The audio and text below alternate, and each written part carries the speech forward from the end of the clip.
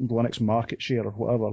They increasingly don't want to go to the Times, they don't want to go to the BBC, they don't want to go to Sky or Fox or whatever. They want to go to bloggers, because bloggers have got a more personal sort of hands-on thing. So, and don't be discouraged as well if you don't get comments. That's quite common. I see now you're chasing, now you're forgiven too. So over to you, Roy. Your one tip for dealing with unpleasant people on the blog. Basically, I don't tend to respond to people if they're being abusive. It depends on the nature of the person. If the person is a new person, you can engage with a person in a real discussion. If the person has been extremely rude or just there for the purpose of disrupting the website, you can speak to them. But speaking personally, I have about 4 blogs, but only 2 of them actually actively maintained at the moment. But I don't get many rude comments, and most of the discussion takes place in IRC channels now. And we barely ever have any trolls there. We did have some trolls before, and for some reason we don't have them now, which I'm very happy with. You said something about blogs in general, about pieces of advice. One thing I'd say is that people have to network with other people in other blogs, in other websites, in other communities. One of the things that I did try and do is to have not just the IRC channel, but I also speak to a large group of people in places like Identica.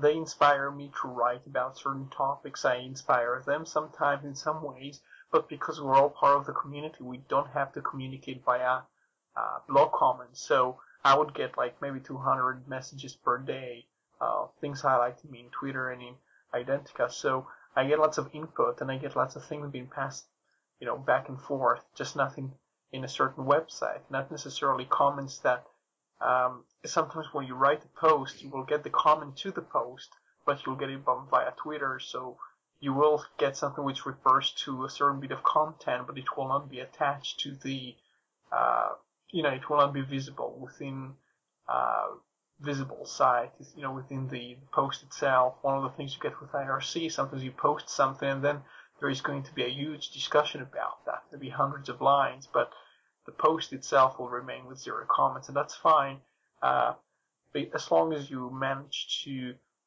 put the main message within the post and you don't need the comments to kind of complement the original thing. But you have to be part of communities, especially if you said a new blogger, so a person who hasn't had experiences with blogging before, whose website usually is sort of an island in the sense that it doesn't have any people aware of its existence. You have to communicate with people. You have to try and build the blogs as kind of networks of sites with people who know one another, and each journal is a journal which refers to other journals as well, and get some feedback from other people. It's also what motivates people to go around and find new things to write about, or to do a rebuttal to something, or a consent to something, or finding more things that agree with your position, which then allow you to compose a post which cites other posts, which, in turn kind of give it some body of evidence from the outside. You don't really, the worst thing I find, I almost never ever start a post from a blank page. I think the worst thing you can do is to go into the syndrome of the blank page and start to write some words, because it probably will end up being a kind of a boring thing unless you have a very specific point you want to make. And if you have a very specific point to make, usually you can summarize this in a sentence or two, in which case you're better off using Identica or Twitter, just making a short message and getting the point across. Well, Yeah, thank you. Sorry, a couple other things. I mean, as you said, Roy, right at the end, people, you're taking up people's time. People are volunteering their time to read your posts. So if you don't have, if it's not a very long point that you want to make, don't just write for the sake of writing. If the post only needs to be a paragraph long to say what you need to say, that's all it needs to be. You don't just fill it out for the sake of that. But the other thing is, I thought about doing a post a while back about the death of blogging, because I've seen a few people saying the blogs are dead. They are yesterday's thing.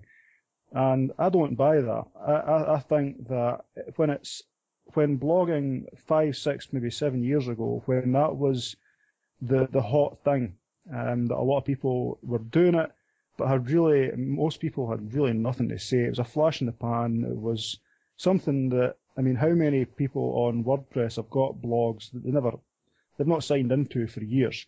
They don't update them. So a lot of people with blogs, it depends how you define success. I mean, for me, my blog is an outlet for things that I want to say.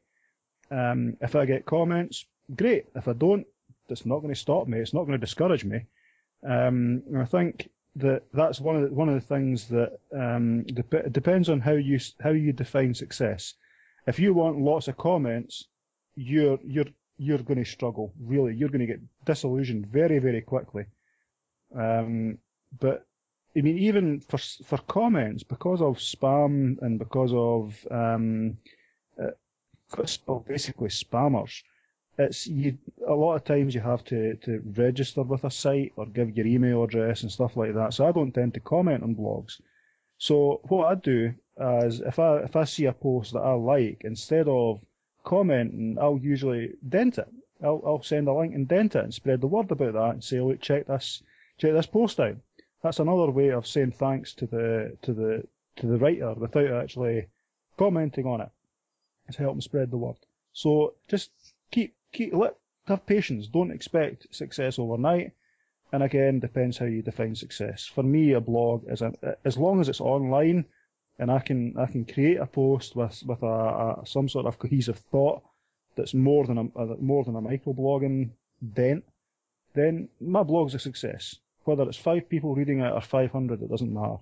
Whether I get comments or not doesn't matter. Yeah.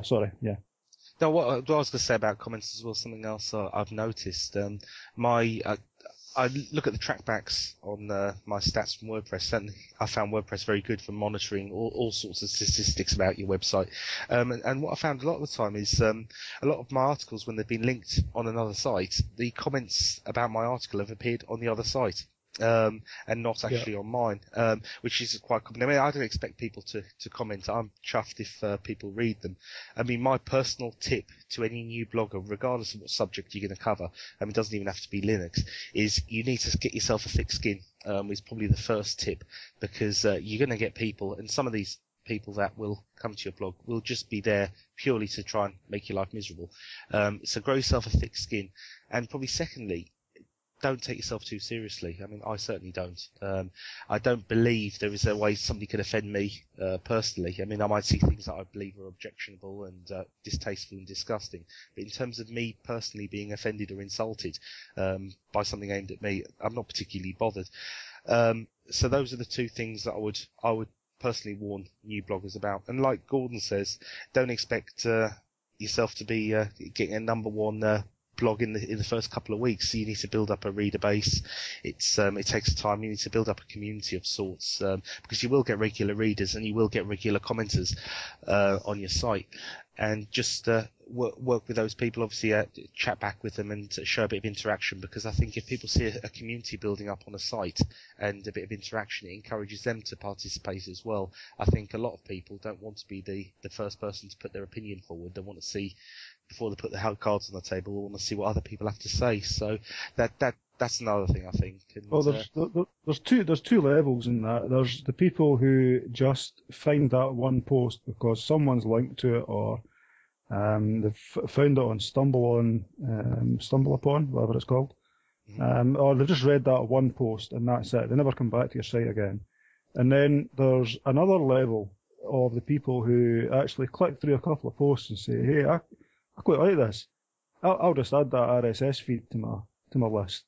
And I mean, bloggers should be thankful for the amount of people who, I mean, one thing that I changed on mine, I had a few people who responded to me in Identica and said, why do you only have like the teaser in your blog and force people to click through from the RSS feed to read it? And I mean, I don't do advertising on my blog. I have no reason to bump the hits up to force them to do that. And I'd say, well, I never really thought about that. I set that up right from the start, and I never really thought about it. So I have no problem with putting the full post on the feed.